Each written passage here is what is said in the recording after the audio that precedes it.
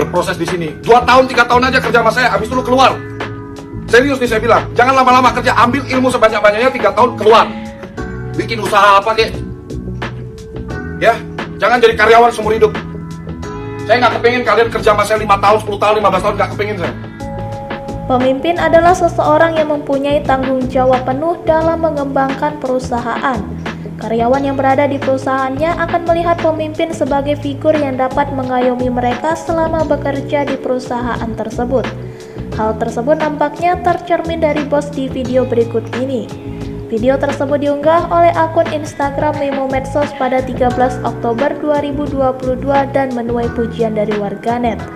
Terlihat dalam video seorang pria yang diduga merupakan bos di suatu perusahaan tampak sedang memberi arahan pada para karyawan. Yang membuat kagum ialah penerapan aturan yang dibuat oleh bos tersebut. Lu tau gak sih, keluargamu bukan di rumah, di sini nih. Lu dari pagi sampai malam ada di kantor. Ketemu mamamu paling sebentar aja, 1 jam 2 jam. Ketemu istrimu, suamimu cuma 1 jam paling. Habis itu tidur, besok kerja lagi. Ini keluarga lu, jadi kalau lu gak nyaman, lu tolong lapor ke saya, khususnya anak-anak baru nih. Kalau sampai ada dibuat gak nyaman sama senior, laporin ke saya. Seniornya saya pecat.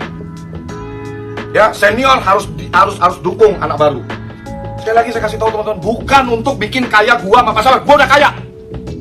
Untuk apa? Ini terus kita mau rekrut orang kerja, ngajarin bibit-bibit supaya dia bisa kerja, supaya dia punya usaha, berproses di sini. 2 tahun, 3 tahun aja kerja sama saya, habis itu lu keluar.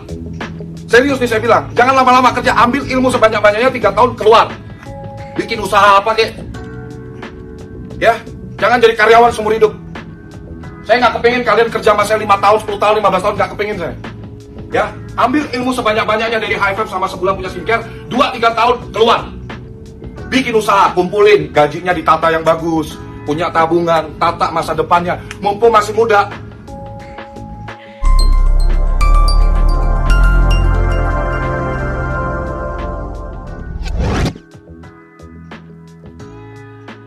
Terima kasih sudah nonton. Jangan lupa like, subscribe, dan share ya.